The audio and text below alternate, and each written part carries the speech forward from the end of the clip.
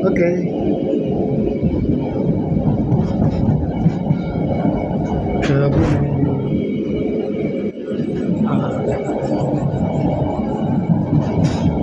Sip.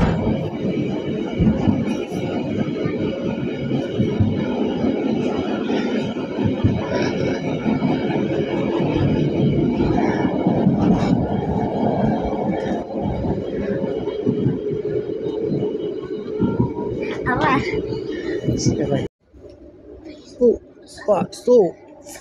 Satu, waduh, 2, 3, waduh, wis, mantap.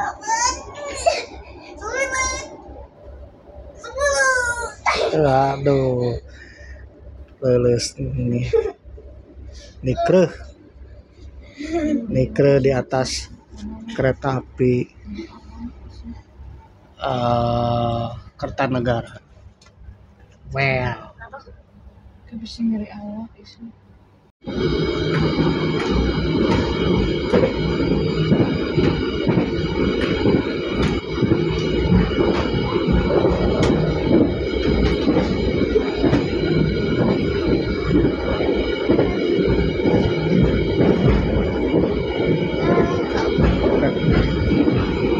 Oke guys, kita sedang berada di kereta api Kertanegara.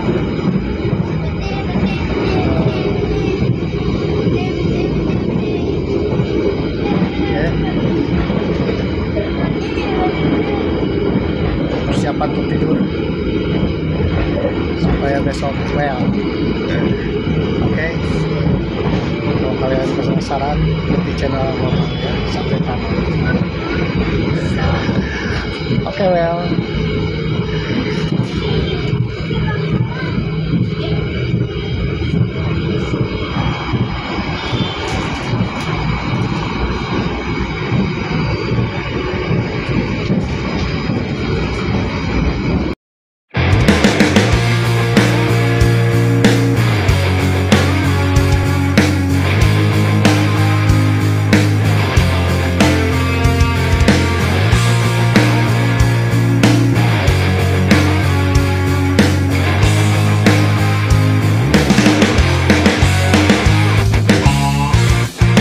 Aku ingin terbang tinggi seperti elang, melewati siang malam, menembus awan.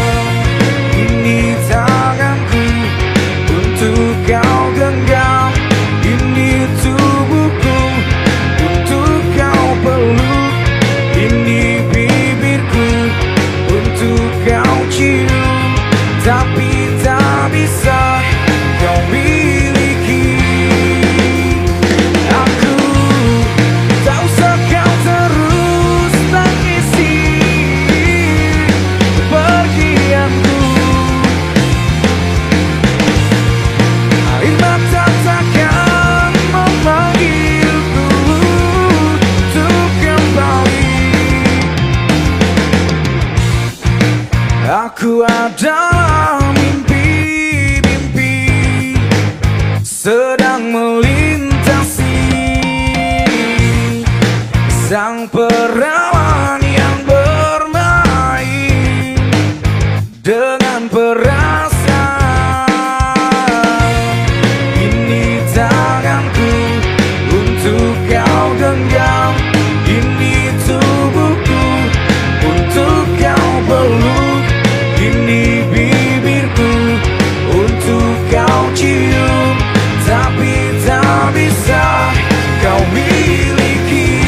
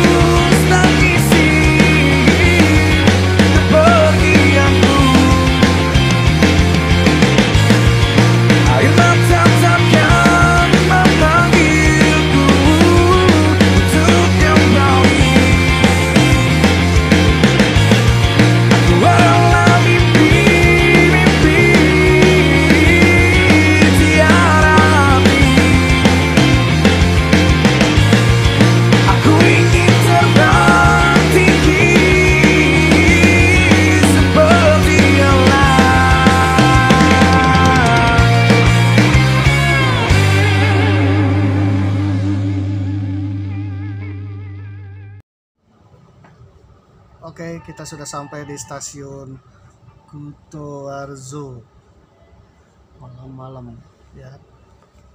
Di sini ada pemeriksaan dulu. Mau keluar mah yuk. Nggak bisa ya. Hah? Sini. Pendek. Pendek kan?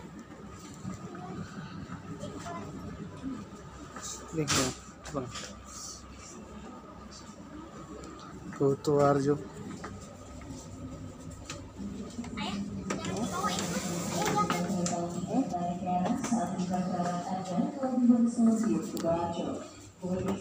Kembali bawaan Anda, jangan sampai ada yang tertinggal atau ketinggalan di dalam kereta.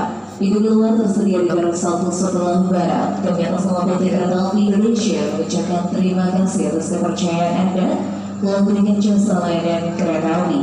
Kutoarjo guys. Berbagai kami hormati, kami informasikan rangkaian kereta yang saat ini tersedia di jalur 3 adalah rangkaian kereta api Kertanegara, kereta api Kertanegara dengan tujuan dari stasiun Malang. Bagi Anda penumpang kereta api Kertanegara, kami persilakan Anda untuk masuk dalam rangkaian kereta yang telah tersedia di jalur 3. Dan kami informasikan kembali, rangkaian kereta yang saat ini tersedia di jalur 5 adalah rangkaian kereta api Sawung Galing, kereta api Sawung Galing dengan tujuan dari stasiun Jakarta Pasar Senen. Mau ke Jakarta bos.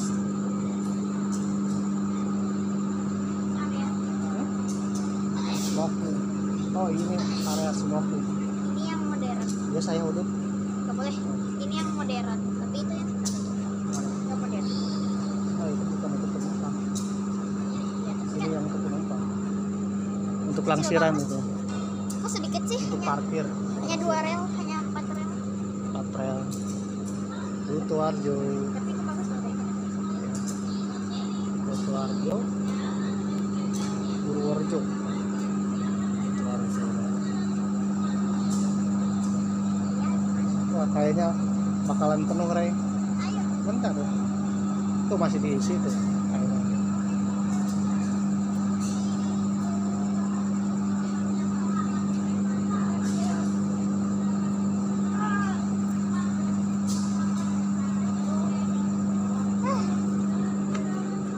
Oke, kita di Kutoarjo.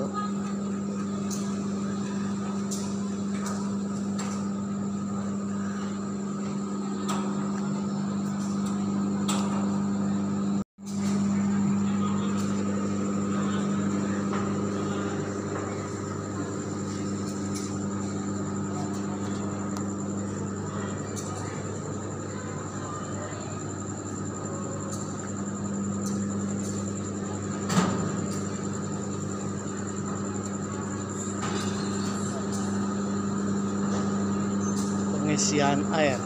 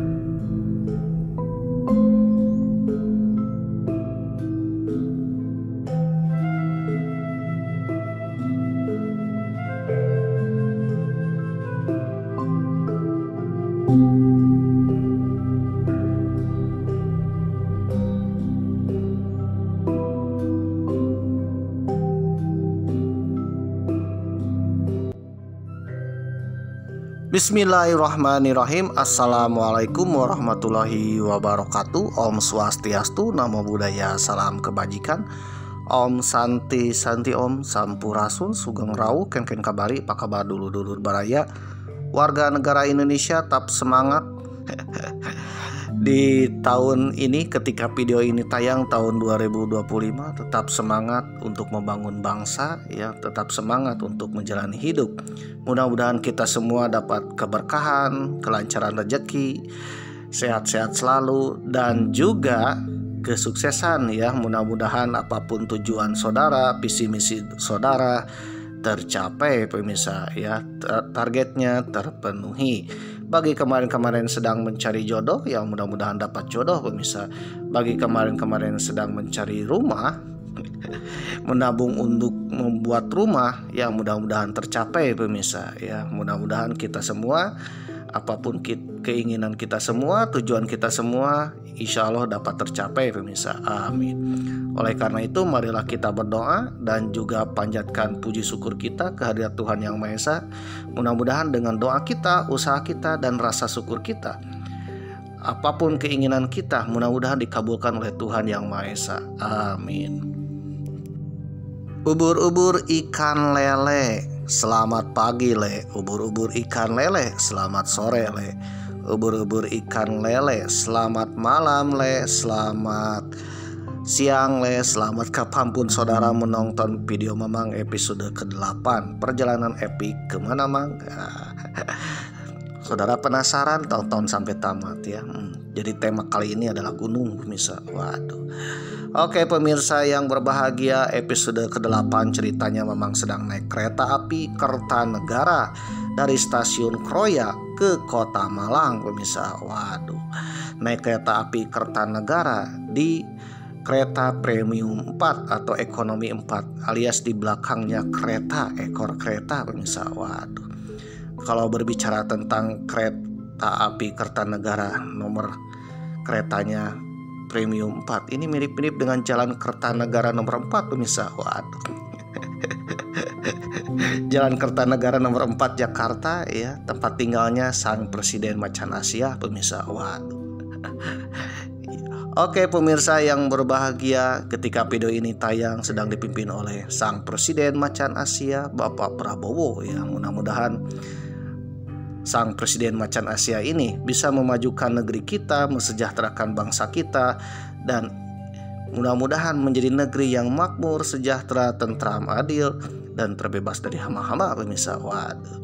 Dan juga menjadi negeri yang damai serta bisa mendamaikan dunia dan menjadi negeri Macan Asia. Amin. Ya, insya Allah dengan kepemimpinan beliau negeri kita akan menjadi Macan Asia pemirsa. Amin. Jadi artinya ketika naik kereta api Kertanegara dengan gerbongnya kereta premium ekonomi 4 ini mirip-mirip dengan jalan Kertanegara nomor 4 pemirsa. Jadi memang berasa pergi ke Bapak Prabowo. Maaf. Oke pemirsa yang berbahagia, Mamang berangkat dari kota Tasikmalaya dengan kereta api Pasundan menuju Kroya pemirsa. Dari Kroya berangkat lagi dengan kereta api Kertanegara menuju Kota Malang pemirsa. Waduh. Jadi naiknya 2 kali naik kereta api pemirsa. Ternyata dengan 2 kali naik kereta api itu banyak untungnya pemirsa. Waduh, saudara ingin tahu untungnya apa aja? Tontonlah episode sebelumnya pemirsa. Memang sudah jelaskan di episode 7 pemirsa. Waduh. Memang berangkat dari Tasikmalaya pukul 2 siang dengan kereta api Pasundan ya, dari kota Tasikmalaya di Provinsi Haji Udin pemirsa. Provinsi Jawa Barat, yang ketika video ini tayang sedang dipimpin oleh Kang Deddy Mulyadi alias Bapak Aing pemirsa. Ya insya Allah Bapak Aing akan menjadi pemimpin Nusantara di kemudian hari. Amin. Lalu tiba di Kroya pukul 5 sore pemirsa ya, sekitar 17.00 waktu Indonesia Barat pemirsa. Lalu dilanjutkan dengan naik kereta api Kertanegara pukul 7 malam alias pukul 19.00 waktu Indonesia Barat, pas adzan Isya pemirsa. Dan insya Allah akan sampai ke Kota Malang sekitar pukul 3:30 dini hari pemirsa ya, pukul 3 Kalau di tiket ya pukul 3.43 waktu Indonesia Barat pemirsa. Ya kurang lebih setengah 4 lebih ya. Jam 4 kurang pemirsa. Waduh. Oke pemirsa yang berbahagia, episode ke-8 ceritanya kereta api Kertanegara sudah tiba di stasiun Kutoarjo pemirsa. Waduh, stasiun besar yang ada di Kabupaten Purworejo pemirsa, di Provinsi Jawa Tengah. Waduh. Ketika berada di stasiun Kutoarjo, kereta api Kertanegara berhenti agak lama pemirsa. Waduh. Karena untuk pengecekan ya, untuk ganti kru, termasuk juga pengisian air untuk toilet pemirsa. Waduh, Mamang lihat ya, ketika kereta api Kertanegara berhenti di stasiun Kutoarjo, itu berhentinya agak lama pemirsa, ya kurang lebih sekitar 15 menitan pemirsa. 15 atau 20 menit, agak lama ya. Nah, lama ini ternyata dipergunakan untuk pengisian air pemirsa. Waduh, dan juga ganti kru ya, ganti kondektur. Waduh. Nah, ketika momen inilah ya Mamang keluar untuk menikmati stasiun Kutoarjo di Provinsi Jawa Tengah. Kutoarjo ini letaknya di Kabupaten Purworejo pemirsa, yang berbatasan dengan daerah istimewa Yogyakarta pemirsa. Waduh, kalau dilihat dari peta, ini Kabupaten Purworejo ini nyempil pemirsa ya, nyempil tersisi. Waduh. Jauh dari ibu kotanya di Semarang ya, dan juga terpinggirkan dari daerah istimewa Yogyakarta. Tapi meskipun agak terpinggir ya, dilihat dari petanya agak terpinggir, namun Purworejo adalah salah satu kabupaten termaju di Provinsi Jawa Tengah pemirsa. Waduh. Dan di kabupaten inilah yang kita kenal dengan Kabupaten Kota Perjuangan pemirsa. Waduh. Kenapa Kota Perjuangan? Hampir tokoh-tokoh besar, pahlawan-pahlawan besar muncul di Kabupaten Purworejo ini pemirsa. Waduh, bahkan tokoh pergerakan nasional, perjuangan ketika perang kemerdekaan ya, dan juga tokoh-tokoh penting, waduh, lahir di Kabupaten Purworejo ini pemirsa. Selain julukan Kota Perjuangan, Purworejo juga dijuluki Kota Pensiunan. Waduh, nggak tahu nih artinya apa ya. Tapi berdasarkan informasi yang Mamang dapatkan, bahwa Kabupaten Purworejo ini dikenal juga kota pensiunan ya, karena dahulu banyak pensiunan Belanda kalau sudah purna tugas itu tinggal menetap, menenangkan diri atau membangun usaha di kota Purworejo ini pemirsa. Jadi terkenallah kota pensiunan. Bahkan menurut statistik tahun 1990-1990-an ya, banyak pensiunan yang dahulu bertugas ke berbagai nusantara, entah itu jadi masinis kereta api, banyak yang jadi masinis ya dari kabupaten ini. Ada yang jadi tentara, ada yang jadi pegawai negeri, ada yang pegawai swasta, ada yang merantau ya. Nah, ketika purna pulang ke kabupaten ini, pulang ke tanah air. Oleh karena itu tahun 80-90 ya, menurut informasi banyak pensiunan mantan yang dulu pernah langlang buana ke berbagai tempat ya, ketika purnanya tinggal kembali ke Purworejo pemirsa. Nah, Kabupaten Purworejo juga adalah salah satu kabupaten basis Pangeran Diponegoro pemirsa. Waduh, dahulu Pangeran Diponegoro basisnya di Kulon Progo dan Purworejo pemirsa. Oleh karena itu Purworejo ketika masa Belanda dibangun benteng-benteng di sini dan menjadi pusat militer tentara Belanda Kenil semenjak perang Diponegoro pemirsa. Nah, jauh sebelum berdirinya Purworejo, daerah ini dikenal dengan Bagelan pemirsa ya, daerah Bagelan. Bahkan suku Jawa di Purworejo ini unik ya, ada subkulturnya pemirsa, suku Jawanya yang dikenal dengan Jawa Bagelan pemirsa. Jadi Jawa Bagelan ini Jawa yang agak lain dengan Jawa yang lainnya pemirsa. Yang Mamang tahu, Suku Jawa ini terdiri dari subkulturnya pemirsa. Di antaranya ada Jawa Banyumas, Jawa Surakarta, Jawa Mataraman, Jawa Arek, Jawa Tenger, lalu Jawa Pasuruan dan sebagainya pemirsa. Termasuk salah satunya adalah Jawa Bagelan pemirsa. Dan konon Jawa Bagelan ini keturunan masyarakat Mataram kuno, kerajaan yang pernah ada sejak abad ke-7 Masehi, yang pernah membangun Candi Borobudur, Candi Prambanan, dan candi besar lainnya, serta banyak candi lainnya di Jawa Tengah, Yogyakarta pemirsa. Waduh, jadi kerajaan besar ini dahulu ya, keturunan masyarakatnya, keturunan budayanya adalah suku Jawa Bagelan pemirsa. Waduh, dan konon katanya di Bagelan inilah pusat ibu kota kerajaan Mataram kuno pemirsa. Waduh. Oke pemirsa yang berbahagia, ketika berada di stasiun Kutoarjo, Mamang melihat sebuah kereta legendaris pemirsa di sebelah kereta api Kertanegara, yaitu kereta api Sawunggali. Waduh, kereta api Sawunggali ini berangkat dari Kutoarjo ya, menuju Pasar Senen pemirsa, yaitu menuju Jakarta.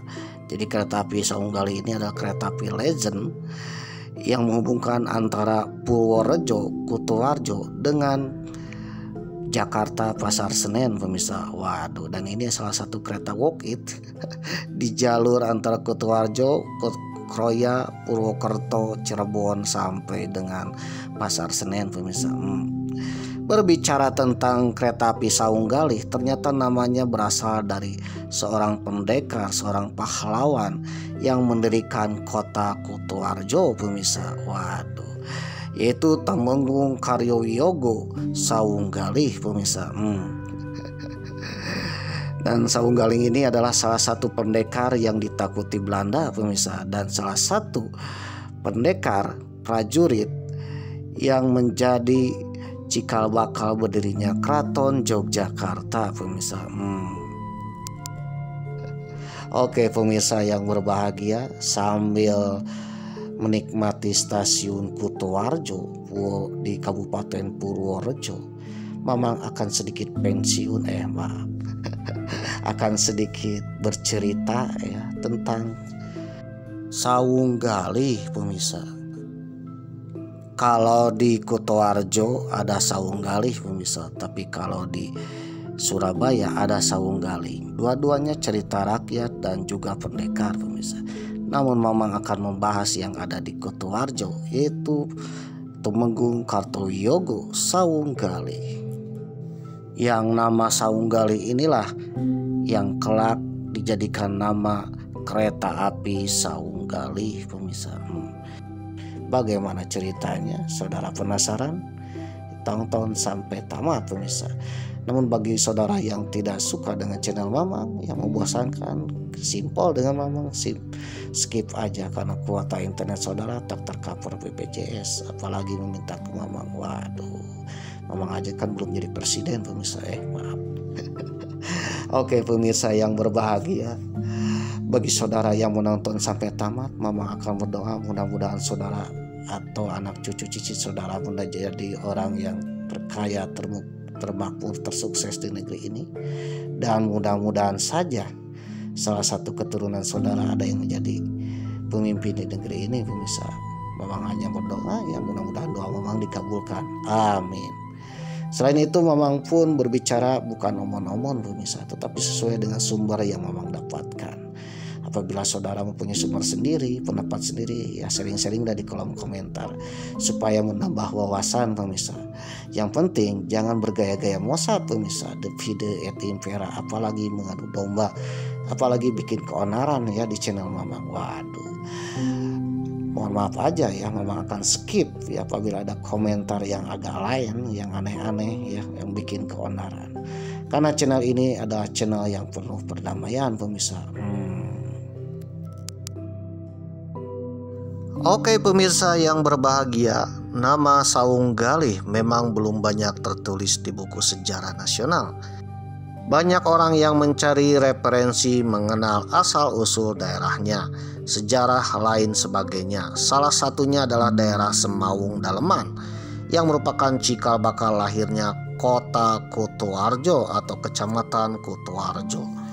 Ingatlah dahulu Kutoarjo ini adalah sebuah kabupaten pemirsa, namun disatukan oleh Belanda dengan Purworejo, jadi Kabupaten Purworejo. Nah, saat ini Kutoarjo di bawah Kabupaten Purworejo di pesisir selatan Jawa Tengah, tepatnya di Kabupaten Purworejo. Secara historis ini sangat menarik untuk dipelajari, terutama orang-orang yang suka dengan sejarah dan perjalanannya. Bagaimana ada kota Kutoarjo di sini?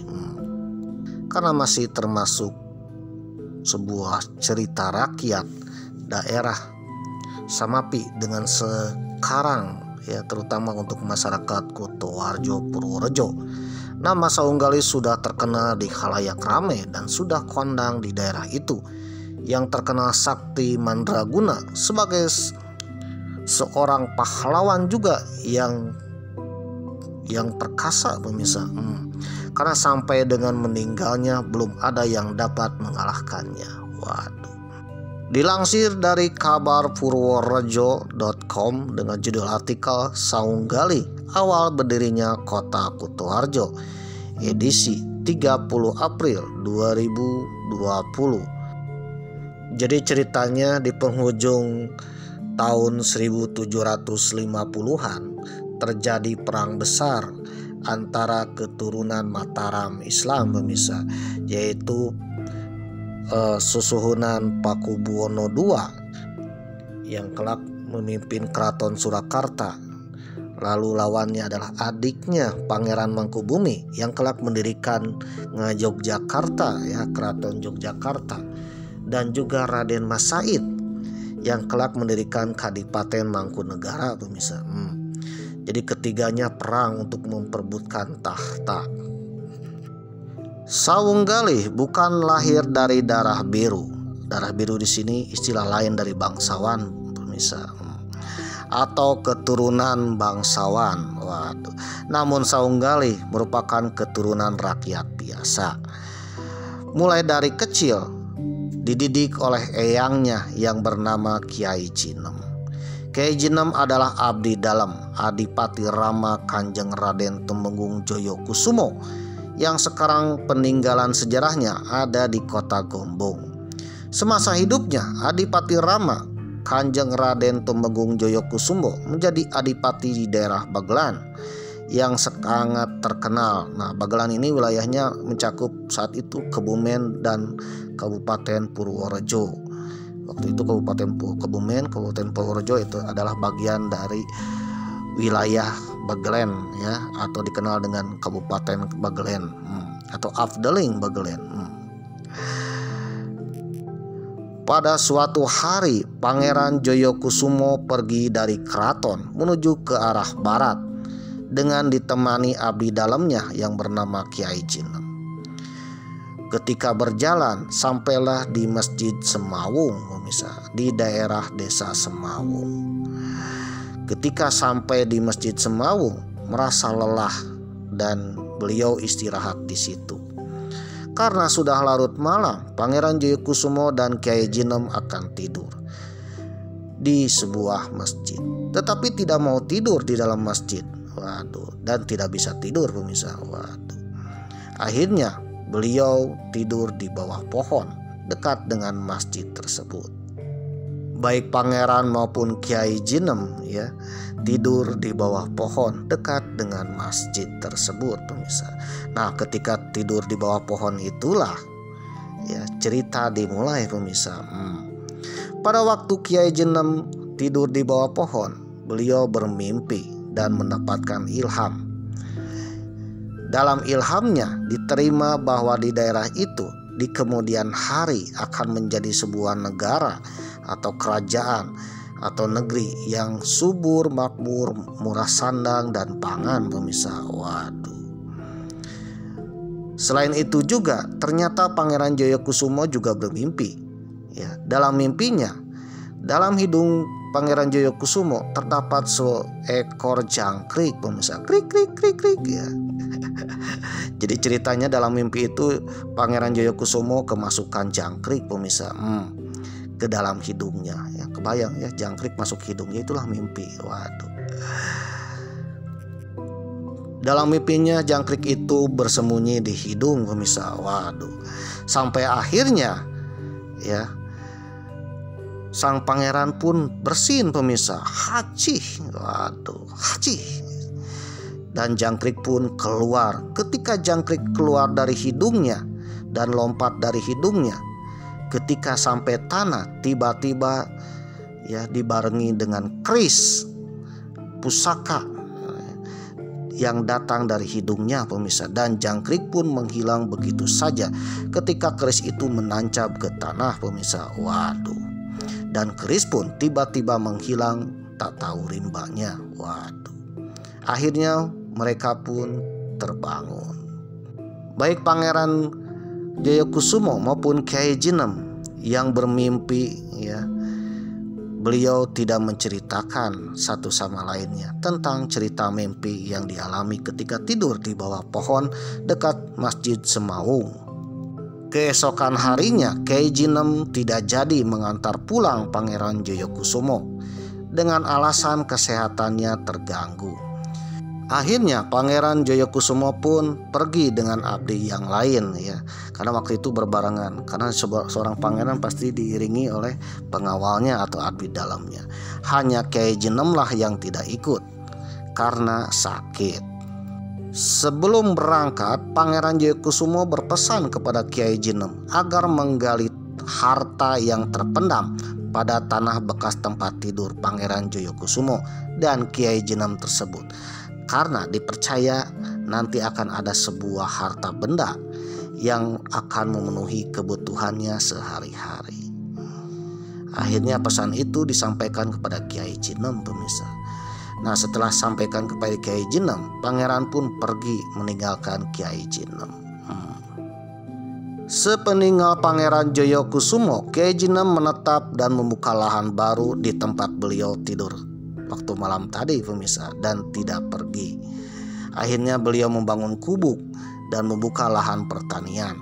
Sebagai petani dan juga seorang yang mampu bercocok tanam, akhirnya Kyai Jinem pun memperluas daerah Semaung dengan pertanian. Dalam membuka lahan pertanian, Kyai Jinem dibantu oleh juru kunci Masjid Semaung atau DKM-nya. Waduh, yang semalam tidur di masjid tersebut pemirsa. Dan tak lama kemudian timbullah rasa simpati tertarik kepada putra putri Ki Juru Kunci. Ternyata Ki Juru Kunci alias DKM Masjid Semaung pun punya putra pemirsa ya, dan putri. Salah satu putri yang cantiknya adalah Dyah Rara Murdinah pemirsa. Nah, Dyah Rara Murdinah pun ya tertarik dengan Kyai Jinem pemirsa. Waduh. Ki Juru Kunci beserta istrinya merasakan hal tersebut ya, di mana Kyai Jinem adalah seorang pria yang gagah berani dan bertanggung jawab, juga mampu membuka lahan pertanian di Semaung. Waduh. Nah, untuk mengerakatkan ikatan batinnya, akhirnya Ki Juru Kunci pun menikahkan putrinya Dyah Rara Murdinah kepada Kyai Jinem. Kyai Jinem pun menikahi putri dari Ki Juru Kunci alias DKM Masjid daerah Semaung pemirsa. Ketika berumah tangga, beliau dikaruniai putra yang bernama Jakawuku. Setelah dewasa, Jakawuku juga beristrikan keluarga dari eyangnya Ki Juru Kunci dan mempunyai putra lagi diberi nama Jakagutul. Jakawuku hanya berusia pendek, sehingga Jakagutul lalu ikut dan dididik oleh eyangnya yaitu Kyai Jinem. Akhirnya Kyai Jinem pun ya tinggal menjadi penduduk Semaung. Dari mimpinya, beliau bermimpi bahwa daerah Semaung akan menjadi negeri yang makmur. Ternyata terwujud pemirsa. Jangan-jangan ya Kyai Jinem ini pura-pura sakit, tidak ikut dengan pangeran karena bermimpi di daerah itu akan menjadi daerah yang subur. Dan dari mimpi itulah Kyai Jinem ingin tinggal di daerah tersebut, dan akhirnya terwujud tinggal di daerah tersebut. Dengan tinggalnya Kiai Jinem di daerah tersebut, akhirnya daerah tersebut terdapat pertanian yang luas dan subur, makmur, sehingga banyak orang yang berdatangan dari daerah-daerah lain ke desa Semawung tersebut, pemirsa. Namun suatu ketika daerah Semawung itu dilanda sebuah kemarau yang panjang, pemirsa, sehingga banyak pertanian yang agak gagal, pemirsa. Waduh, rakyat atau masyarakat Semawung membutuhkan kebutuhan pokok, termasuk Jaka Guntul. Waduh, cucu dari Kiai Jinem. Waktu itu Kiai Jinem masih hidup, pemirsa. Akhirnya Kiai Jinem pun teringat dengan pesan Pangeran Joyokusumo, di mana pangeran itu berpesan kepada Kiai Jinem yaitu menggali tanah di mana beliau bekas tidur beliau di bawah pohon tersebut, pemirsa. Karena dari mimpinya Pangeran Joyokusumo bermimpi bahwa ada keris yang loncat dengan jangkriknya ke tanah tersebut. Dan pangeran pun berpesan di dalam tanah itu ada harta karun, pemirsa.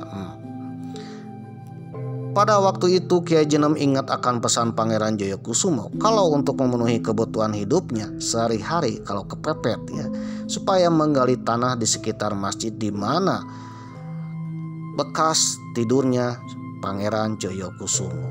Waduh, di mana tempat itu dalam mimpinya ada keris yang loncat ke tanah beserta jangkriknya ya, jangkrik bos. Waduh. Setelah digali bersama cucunya Jaka Guntul, maka di dalam tanah tersebut ternyata ada harta karun yang banyak berupa emas, pemirsa. Waduh, emas Jawa ya, emas. Waduh. Akhirnya dengan ditemukan emas itu, maka keluarga Kiai Jinem dan Joko Guntur mendadak menjadi orang terpandang, pemirsa. Waduh, dengan harta emasnya itu ya Kiai Jinem berubah menjadi seorang pedagang. Waduh. Namun Kiai Jinem di daerah itu terkenal sebagai seorang yang suka bertapa, tirakat dan nyepi. Pada suatu malam dalam tidurnya ia mendapat ilham lewat mimpinya agar supaya pergi ke arah barat. Ya.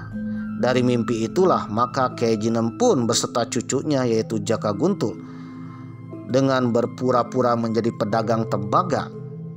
Akhirnya Kiai Jinem pun pergi ke arah barat. Yang menjadi pertanyaan, dari manakah modal tembaga? Ternyata dari emas yang beliau temukan di masjid tersebut. Waduh.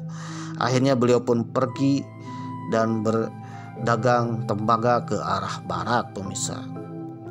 Sesampainya di daerah Penatus Kebumen, waktu itu hari sudah larut malam, sehingga terpaksa menginap di rumah penduduk setempat, tetapi tidak mau tidur di dalam rumah. Beliau tidurnya di emperan atau di teras rumah, dekat dengan kandang kuda, pemirsa. Waduh, karena waktu itu masyarakat Jawa ya banyak yang memelihara kuda. Kuda ibarat mempunyai motor zaman sekarang, punya kendaraan ya. Waduh. Tiba-tiba pada waktu tengah malam Kiai Jinem dikejutkan dengan suara aneh, seakan-akan suara orang menangis serasa menyayat hati. Setelah dicari-cari sumber suara tadi, akhirnya suara itu ada di tengah tumpukan kayu untuk kayu bakar penerangan kandang kuda. Waduh. Segeranya kayu diambil Kiai Jinem dan dibelah, dan di dalamnya ternyata ditemukan sebuah keris pusaka yang sakti, pemirsa. Waduh. Hal itulah yang membuat Kiai Jinem senang. Esok harinya ia pun pulang ke Semawung, dan anehnya sesampainya di halaman rumah di Semawung tiba-tiba ada angin ribut, pemirsa. Waduh, atau bahasa Jawanya lesus. Sidung riwut, celeret, tahun yang sangat mengerikan, alias angin badai, pemirsa. Apa saja tersapu oleh angin tersebut, termasuk cucunya Jaka Guntul pun terseret angin. Waduh. Setelah itu Kiai Jinem merasa sedih dan akhirnya mencari daerah yang sepi untuk bertapa. Setelah Jaka Guntul cucunya tersapu angin, entah kemana, pemirsa. Dalam tapanya tersebut ia mendapatkan ilham lagi supaya pergi ke selatan. Waduh. Konon Kiai Jinem pun pergi ke arah selatan. berjalan menyusuri pantai laut selatan dan akhirnya sampai di daerah Rawagung, ya, yang sekarang daerah tersebut bernama Bonorowo. Di daerah itulah Kyai Jinem mencari ikan untuk menghilangkan kesedihan hatinya karena ditinggal oleh Joko Guntul yang tidak tentu arah raibnya tersebut. Waduh, mungkin untuk mencari ikan dengan nguse pemirsa ya bahasa Sundanya. Sesudah dapat ikan banyak, Kyai Jinem tersebut mencari rumah untuk bermalam. Karena pada waktu itu hari telah larut malam, pada waktu itu ia berada di Kelurahan Dudukulon. Di antara hasil ikannya itu ada salah satu yang sangat besar dan diberikan kepada Bu Lurah supaya dimasak untuk makan malam, sekaligus ya minta izin untuk menginap di rumah tersebut pemirsa. Karena terlalu besarnya ikan itu, Bu Lurah takut untuk membersihkan kotorannya, dan akhirnya Kyai Jinem pun membersihkan ikan tersebut. Setelah ikan dibersihkan dari kepala sampai ekornya, ikan dibelah menjadi 2 bagian. Nah, ketika dibelah itulah ditemukan sebilah kelis pusaka lagi pemirsa. Pusaka yang sempat hilang tersapu angin badai pemirsa. Waduh. Setelah ditemukannya keris dan beberapa ikan digoreng oleh keluarga lurah tersebut ya, akhirnya Kyai Jinem pun menginap di rumah tersebut sampai keesokan paginya. Pagi buta Kyai Jinem ya minta izin untuk pulang ya, berangkat dari rumah Pak Lurah dan berterima kasih pada Bu Lurah yang telah memasak ikan tersebut pemirsa. Kyai Jinem pun pulang ke rumahnya. Namun ketika sesampainya di rumah, ketika akan masuk ke rumahnya, tiba-tiba dikejutkan lagi pemirsa. Waduh, apaan tuh? Datang angin Lexus atau badai atau angin puting beliung secara tak terduga dari sebelah atas rumah. Akhirnya Jaka Guntul pun terlempar dari atas dan pulang ya, terlempar dari atas ya sampai terjatuh ke sebuah rumah pemirsa. Waduh.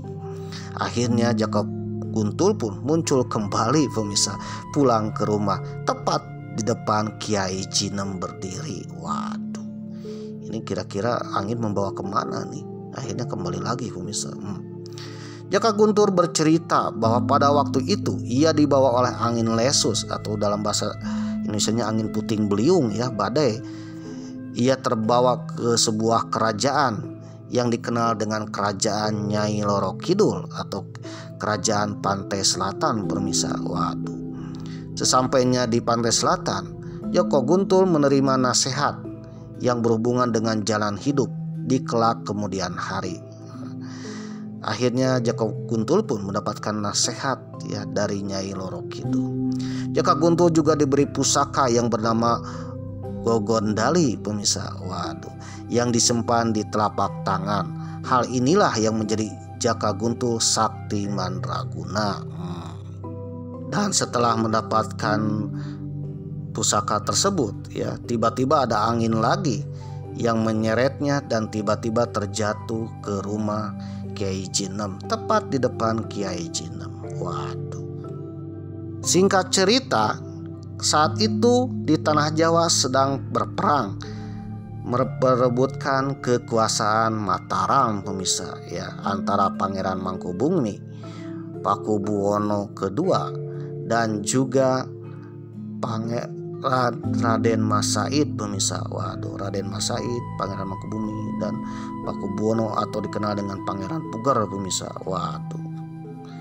Pangeran Puger atau Pakubuwono II itu dibantu oleh tentara Belanda pemirsa.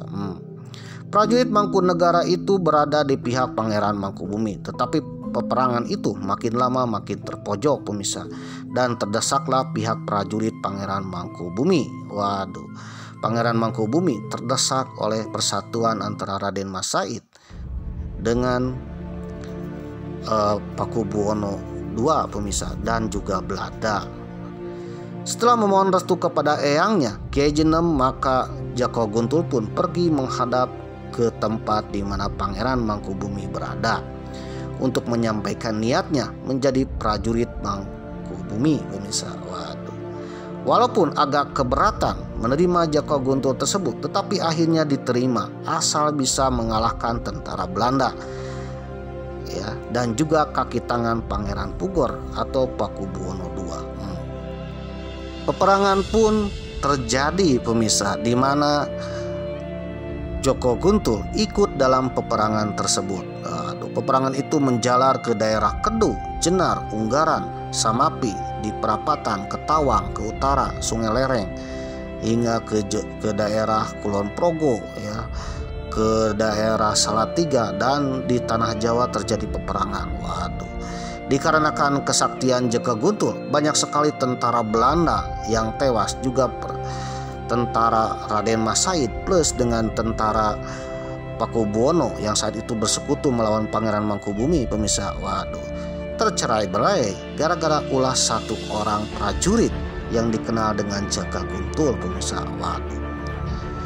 Melihat makin lama pihaknya makin terdesak, maka tentara Belanda minta bantuan kepada Bupati Arum Binang, yaitu Bupati Kebumen yang berpihak kepada Pangeran Puger atau Pakubuwono II. Maksud untuk memohon bala bantuan Bupati Arum Binang untuk menumpas seorang prajurit Pangeran Mangkubumi, yaitu Jaka Guntur pemirsa. Waduh. Namun bantuan dari Bupati Arum Binang tersebut gagal, dikarenakan istri Bupati tersebut sudah tahu kesaktian Jaka Guntur. Oleh karenanya Bupati dan istrinya lebih baik menyingkir ke daerah Bulu Pitu pemirsa. Waduh. Jadi itulah hebatnya istri pemirsa, bisa mempengaruhi suaminya ya, daripada berperang ya. Sudah tahu Joko Guntur itu sakti pemirsa. Akhirnya lebih baik menyingkir. Seterusnya Jaka Guntur berkobar semangat perangnya sehingga tentara Belanda terpojok sampai ke Jawa Timur. Melihat keadaan yang membahayakan itu, pihak Belanda lalu menggunakan cara politik. Waduh, divide et impera ya, adu domba pemirsa, yaitu mengadakan gencatan senjata dan mohon agar diadakan perundingan. Tetapi Pangeran Mangkubumi tidak menyetujui karena merasa dirugikan. Hal ini di dalam sejarah nasional merupakan penyebab pecahnya kerajaan Mataram menjadi dua. Waduh.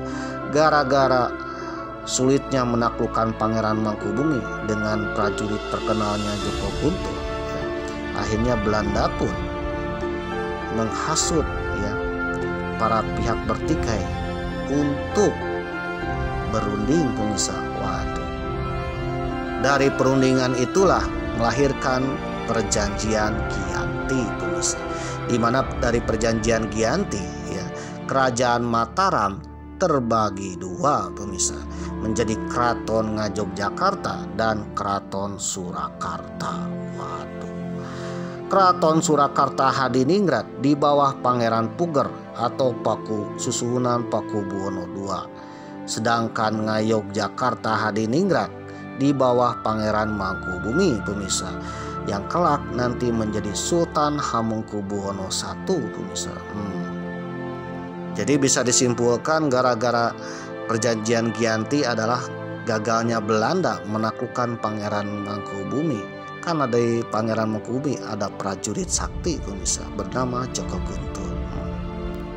Karena jasanya dalam peperangan dan berhasil mengalahkan bala tentara Belanda yang saat itu dikenal dengan POC, maka Sri Sultan Hamengkubuwono I atau dahulu bernama Pangeran Mangkubumi, Raja Yogyakarta, menganugerahkan Jaka Guntur sebagai seorang temenggung dengan sebutan Temenggung Kartawiyogo. Dan juga Temenggung itu mendapatkan seorang istri, waduh, dari adik Sultan sendiri ya, yang kemudian dianugerahi seorang anak bernama Raden Mas Umar Said. Waduh. Peperangan telah selesai, tetapi tidak terduga timbullah pemberontakan yang dipimpin oleh Temenggung Sawunggalih yang berasal dari daerah Kadipaten Kaleng, Karanganyar, Kebumen, yang merasa tidak puas dengan pemerintah Sri Sultan Hamengkubuwono I. Untuk menumpas pemberontakan tersebut, lalu Sri Sultan Hamengkubuwono I memerintahkan Temenggung Kartawiyogo atau Joko Guntur untuk memadamkannya. Setelah pemberontakan dapat dikalahkan, maka beliau ditambah gelarnya lagi menjadi Temenggung Kartowiyogo Sawunggalih. Nama Sawunggalih itulah yang sekarang menjadi inti cerita ini. Karena jasanya Kartowiyogo atau Joko Guntur, akhirnya Sultan Hamengkubuwono I memberikan tanah di Semawung, pemirsa. Dan di hari tuanya, Temenggung Kartowiyogo Sawunggalih tersebut menjadi seorang ulama, pepunden, dan sudah tidak memikirkan duniawi. Daerah Semawung tersebut diberikan kepada putranya Raden Mas Umar Said dan bergelar Temenggung Sawunggalih, ya, atau Temenggung Sawunggalih II, pemirsa, atau dikenal dengan Temenggung Sawunggalih Notonegoro. Adapun makam Temenggung Kartowiyogo Sawunggalih alias Joko Guntur, yaitu pahlawan rakyat asal Semawung Kutoarjo tersebut, bisa kita lihat makamnya di belakang Masjid Semawung Dalam, Kecamatan Kutoarjo, Kabupaten Purworejo. Nah, daerah Masjid Semawung itulah kelak Semawung, ya, menjadi sebuah kota yang kita kenal dengan Kutoarjo, pemirsa, di Kabupaten Purworejo. Masyarakat sekitar mengkeramatkan makam tersebut. Fungsi mengkeramatkan adalah untuk melestarikan dan menjaga, ya, bahwa beliau adalah seorang pahlawan yang membela tanah airnya, pemirsa. Karena zaman dulu salah satu cara supaya tidak hilang makamnya, ya, tidak hilang prasastinya, maka dikeramatkanlah, pemirsa. Artinya keramat, ya, untuk memperingati keturunannya bahwa disitulah ada seorang pahlawan yang membela tanah airnya, pemirsa. Sekaligus tokoh pendiri kota Kutoarjo, pemirsa. Konon kesuburan daerah Kutoarjo sekarang, ya, merupakan jasa dari Kiai Jinem alias kakeknya Sawunggalih, alias kakeknya Raden Temenggung Kartowiyogo Sawunggalih. Selain itu, nama Sawunggalih pun disematkan pada kereta api khas Kutoarjo, yaitu kereta api yang melayani dari Kutoarjo ke Pasar Senen, Jakarta, pemirsa. Jadi kalau saudara ingin naik kereta api dari Kutoarjo ke Pasar Senen atau mungkin dari Jakarta ke Kutoarjo, ya, ada kereta legendarisnya, yaitu Sawunggalih, pemirsa. Ya, kelasnya mirip-mirip dengan Kertanegara, ada eksekutif dan ada ekonomi premium, pemirsa.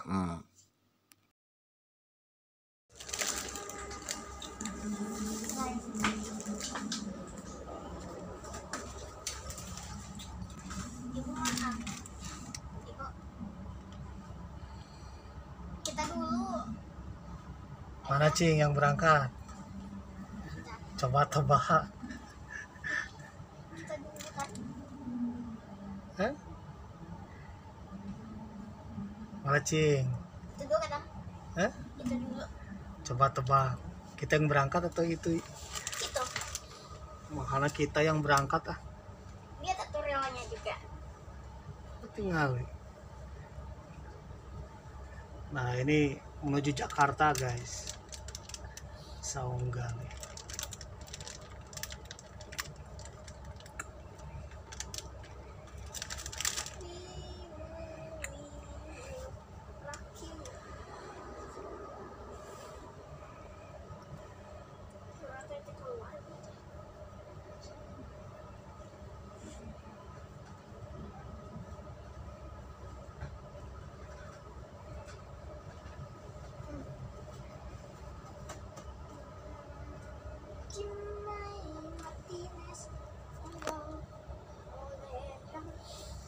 Tapi kita juga berangkat, Re.